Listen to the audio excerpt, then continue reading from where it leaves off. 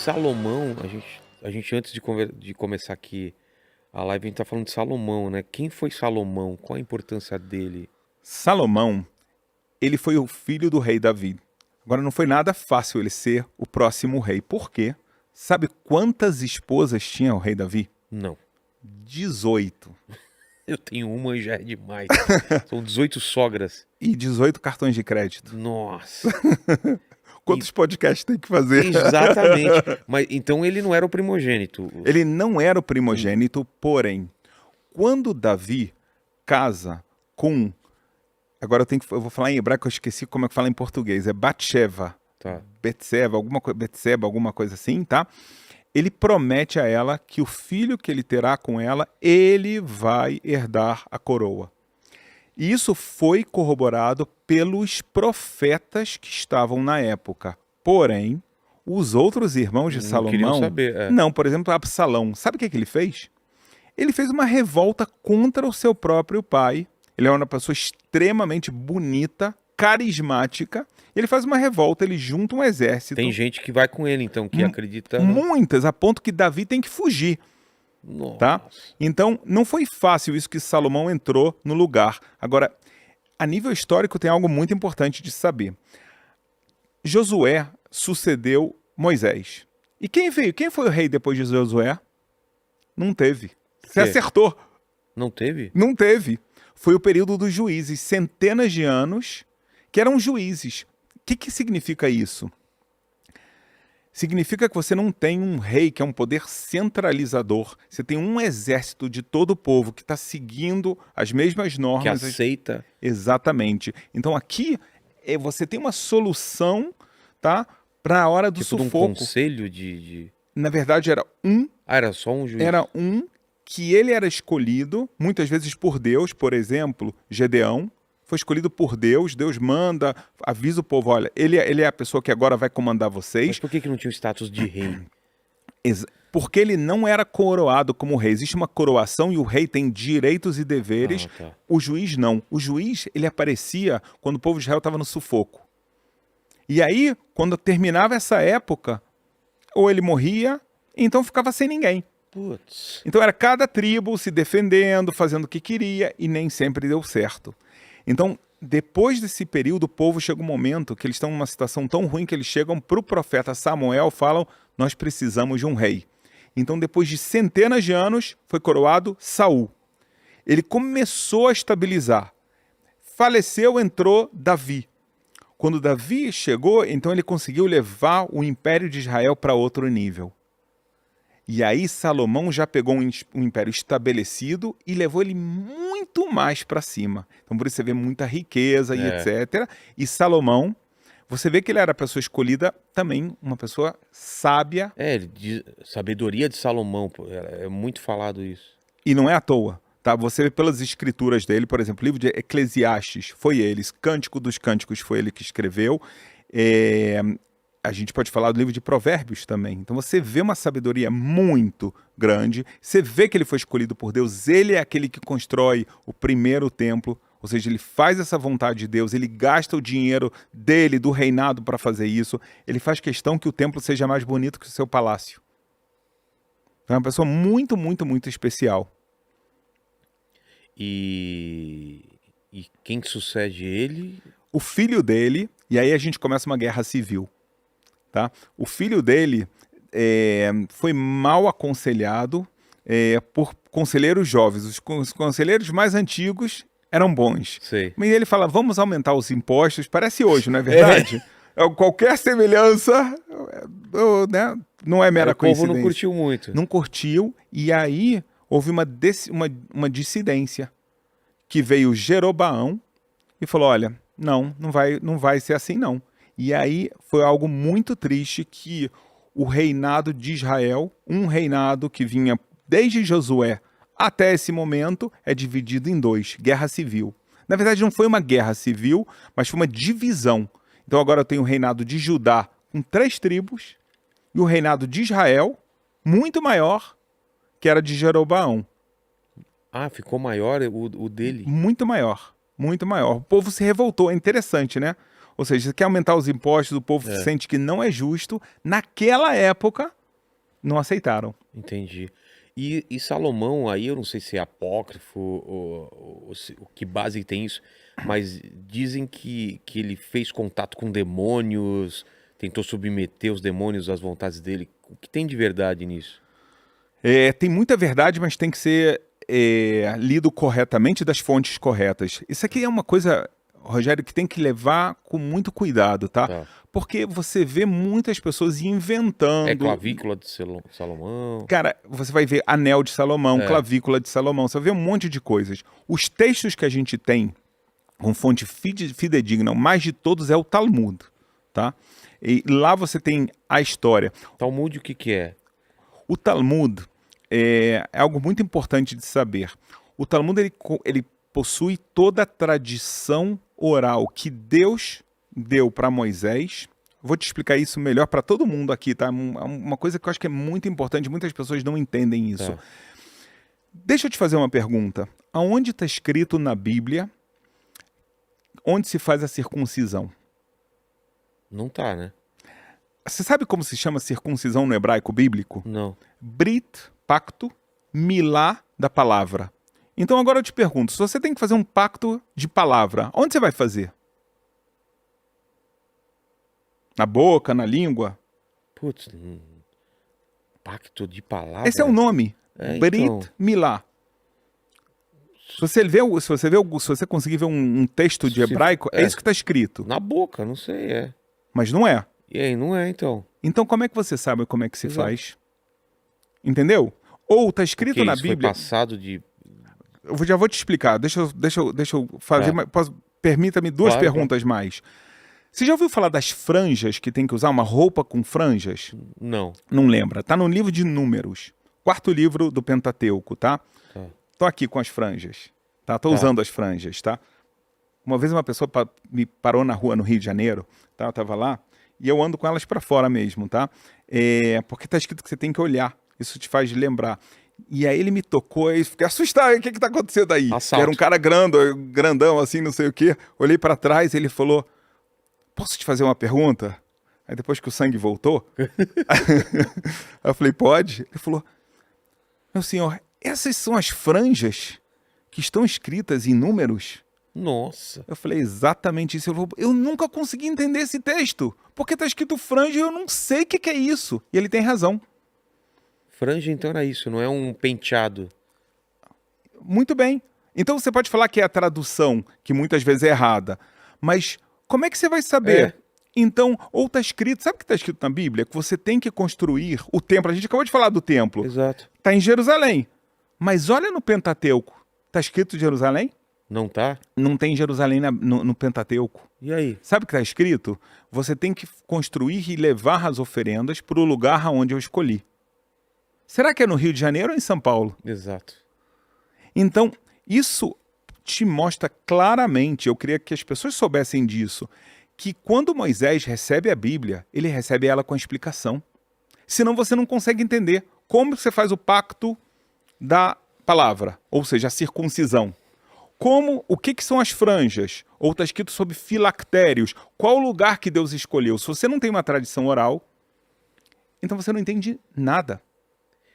Tradição oral é os antepassados passando de pai para filho. Deus deu para Moisés Tá. esse conhecimento. Moisés imediatamente ensinou os sábios e todo o povo de Israel também. Entendi. Os dois.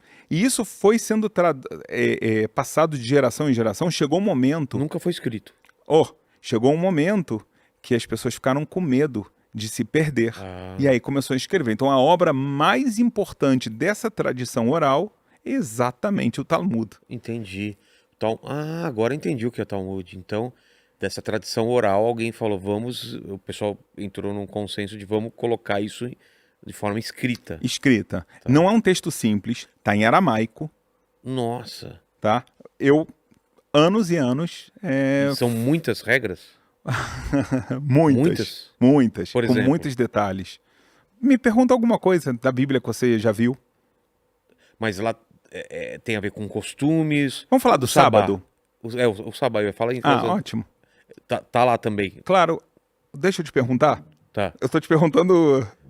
Vamos lá. Tá escrito que você tem que guardar o sábado, o sabá, tá bom? Onde você guarda ele? Você tem um cofre na sua Não. casa? Então, como é que você vai guardar ele? Exato. O que significa guardar o sábado? Então- E lá no Talmud fala... Com todos os detalhes. Entendi. Mas tem também o lance da tecnologia, coisas que não tinha naquela época. Como que faz essa adaptação? Porque Moisés não falou sobre micro-ondas, sobre elevador, sobre carro. E aí, como se adapta? A resposta é que o Talmud, ele é genial, tá? Ele não vai te falar todos os casos, ele vai te dar regras. Tá. Então, quando você tem regras, você aplica elas a qualquer coisa que pode acontecer. Tá? São regras, e essas regras, outra vez, não são humanas. Foi o que Deus transmitiu a Moisés no Monte Sinai, quando a gente conta como uma anedota, que Deus falou, Moisés, eu tenho algo incrível para te dar. Aí Moisés pergunta, quanto custa, Deus? Aí Deus fala, é de graça. Ele fala, então dá 2. Entendi. Então ele deu uma Bíblia escrita e uma Bíblia oral, a tradição oral.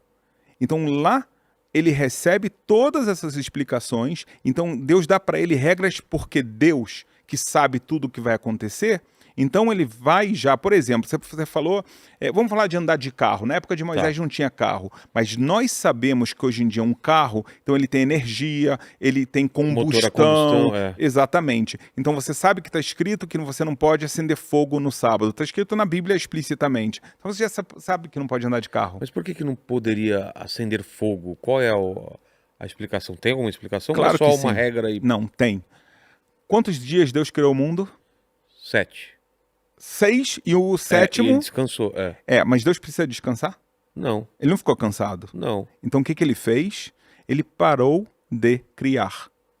Tá bom? Certo. Ou seja, Deus utilizou atividades criativas 6 dias Certo. e no sétimo ele parou de criar.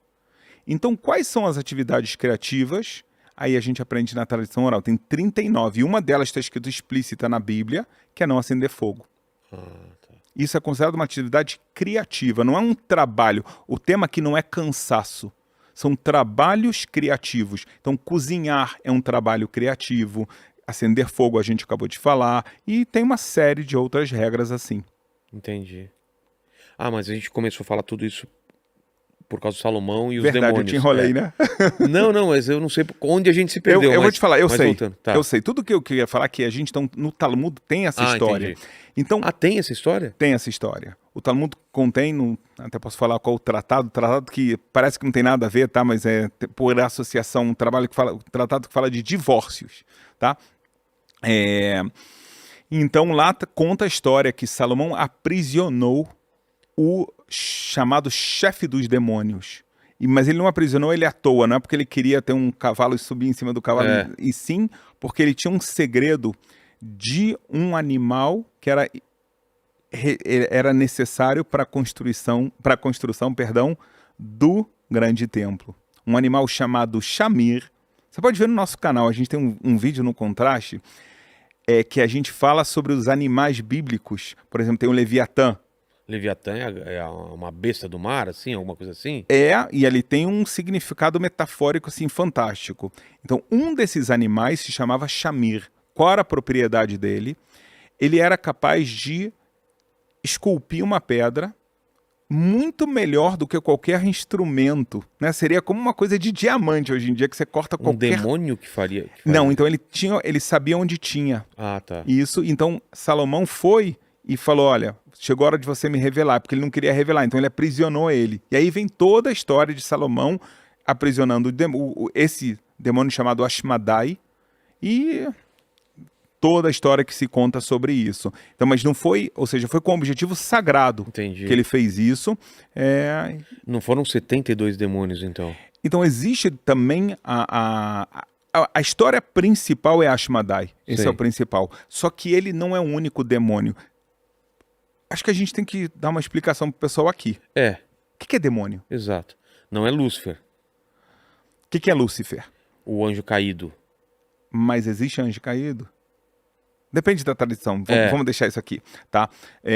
Porque também não é uma coisa clara. O que é demônio? O que é demônio? Deus, na Bíblia, você vê anjos, verdade? Certo. Por exemplo, o livro de Daniel fala claramente que está lá Miguel, tem o anjo Arcanjos, Gabriel. querubins. Exatamente. Então a gente tem... Tem uma hierarquia, uma hierarquia. São 10, só para você saber. Tá? Ah, é? É. Tem uma hierarquia de 10 tipos de anjos que eles têm missões. Eles são enviados por Deus sem livre-arbítrio. Eles não têm livre-arbítrio? Sabe por quê? Eu sempre me perguntei isso, porque na história da queda de Lúcifer, ele teve livre-arbítrio, ele optou não... Então, isso vai muito contra a tradição judaica. Ah, tá? É. Na tradição judaica não existe essa figura de Lúcifer. Existe o que se chama Satanás, você pode Sei. chamar ele de Lúcifer, mas ele, aí a gente até entra na parte dos demônios. Da mesma forma que você tem anjos que vão fazer as missões que Deus está ordenando, então você vai ter demônios que, para nossa visão, são anjos que vêm para te testar, te provar. São missões, vamos falar, para a gente negativas. Então, vão ter também categorias e hierarquias de demônios. Entendi. Lúcifer, Satanás, ele é um demônio criado por Deus. Uma das missões dele é chamado de anjo da morte. Tá? Mas ele, você vê no livro de Jó, quando aparece Satanás, e ele fala, Deus fala, olha, viu aqui um servo meu, olha como ele é perfeito, maravilha. Tira dele tal coisa. E aí Deus fala, olha, eu vou te permitir, mas você não pode fazer mais do que isso. Se ele fosse um anjo caído que pode se rebelar, por que ele tem que ouvir Deus? E isso passa 2 vezes no livro de Jó. Ele é obrigado a fazer o que Deus ordena a ele. Então ele não é uma entidade... livre, ele não é uma entidade independente que ele Sei. pode fazer o que ele quiser. Claro que não. Ele é igualzinho o Miguel, só que pra gente num lado negativo. Mas, então, Salomão aprisionaria 72 demônios com uma finalidade Com uma finalidade. de tirar deles alguma coisa. Tirar Ou deles tirar deles o conhecimento, tá? De Ashmadai, ele queria o conhecimento desse animal, o Shamir. Mas não era uma coisa proibida por Deus fazer isso, ou era? Não Ele era estava quebrando alguma... Não era proibida por Deus, mas é importante... Por que ele queria esse Shamir? Porque na Bíblia está escrito que quando você fizer, por exemplo, o meu altar de sacrifícios, você não pode cortar a pedra com metal. Então você vai cortar como? E ainda mais naquela época. Hoje ia ser difícil, hoje talvez você vai usar laser, tá? Mas naquela época, o que você ia usar? Então eles tinham uma tradição que existia, esse Shamir. E aí ele começou a pesquisar quem tem o Shamir, quem aprisionou ele, quem consegue chegar a esse animal que a gente nunca viu.